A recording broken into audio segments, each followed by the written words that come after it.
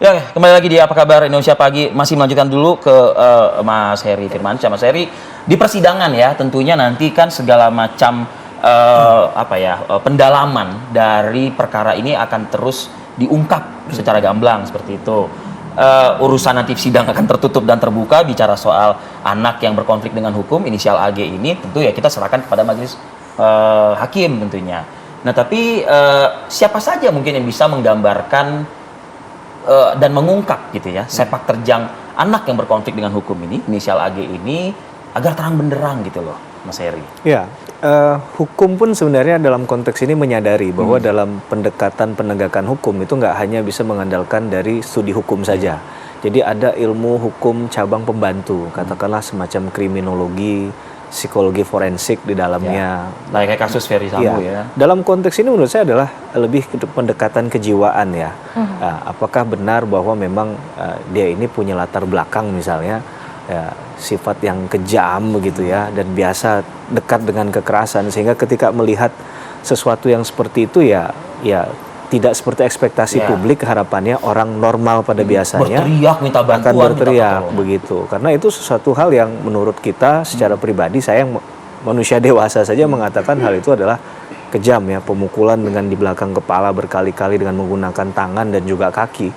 Dan itu disaksikan gitu. Ini kan berarti menyaksikan itu bisa dianggap sejauh ini adalah memahami, mengetahui dan menyetujui ya.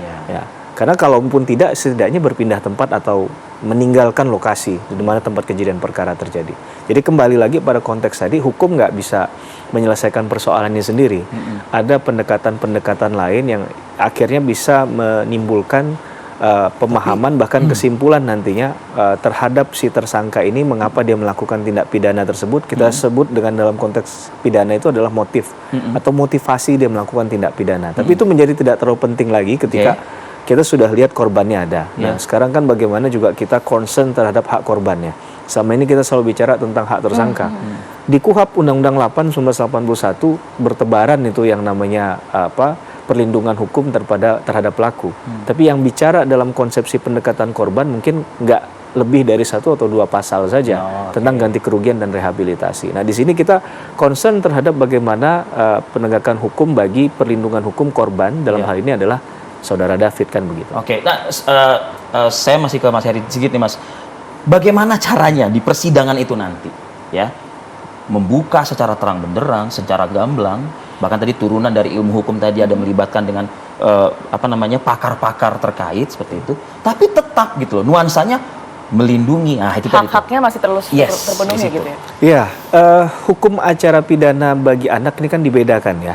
Bahkan tidak menggunakan toga dia ketika bersidang, biasa saja. Dan biasanya hakimnya tunggal, kecuali dibutuhkan dalam konteks tertentu, perkaranya berat begitu ya, kategori berat nanti bisa dikondisikan dengan pemikiran dari teman-teman dari pengadilan negeri ya, yang menyidangkan perkara ini tentunya. Kemudian juga biasanya tertutup sifatnya, dan ada pendampingan dari orang tua juga diperbolehkan masuk ke ruang persidangan. Ya, di situ juga berarti kan kita melihat tidak boleh ada tekanan yang berlebihan. Mau tidak mau, suka tidak suka, ini harus kita sampaikan. Meskipun persidangan tempat untuk mengungkap segamblang-gamblang dan seterang benderang. Tidak menghilangkan esensi tadi, tapi tidak menghilangkan esensi kebenaran materialnya yang akan diwujudkan dengan pertanyaan yang tentunya akan menggali sejauh mana keterlibatan, pengetahuan, dan juga dalam hal ini adalah persesuaian antara keterangan-keterangan saksi dan juga dari tersangka yang nanti kalau sudah masuk pengadilan namanya terdakwa begitu kan.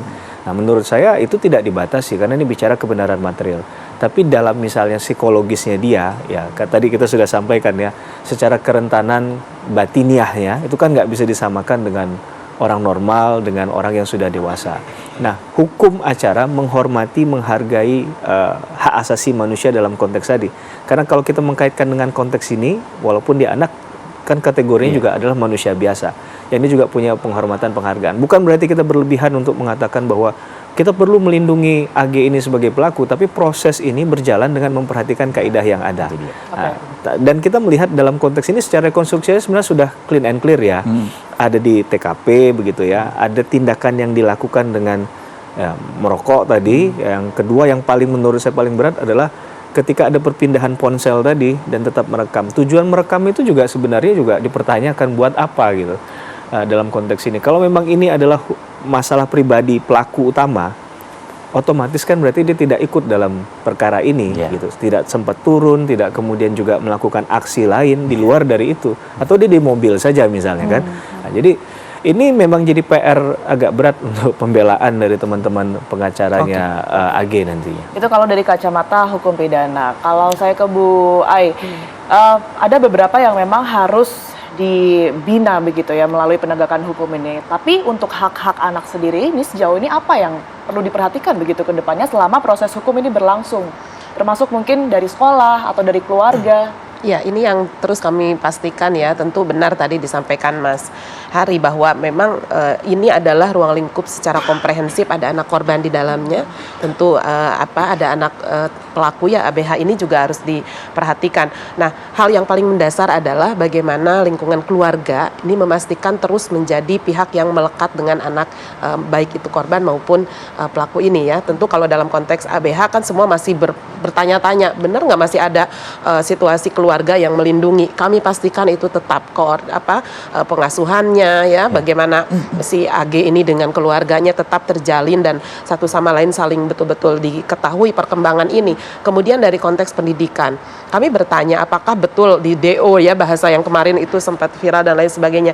Ternyata pihak sekolah justru memberikan kesempatan perlindungan apa yang dilakukan walaupun dalam proses hukum. Nah, belakangan diinformasikan siap kembali menerima dalam proses hukum ini, misalnya ya untuk kepentingan si AG silahkan melanjutkan dulu, tapi nanti ketika setelah selesai semuanya bisa dikembalikan. Kemudian tadi prosedural yang dilakukan dalam proses semua ini terselenggara sampai fase ini, saya kira itu yang kemudian kami juga memberikan masukan serta tetap mengawasi ya bagaimana proses ini tidak mendistorsi sisi perlindungan pada aspek yang dimintakan oleh kuasa hukum kepada KPAI, salah satunya itu untuk tetap memperhatikan psikologis anak ini.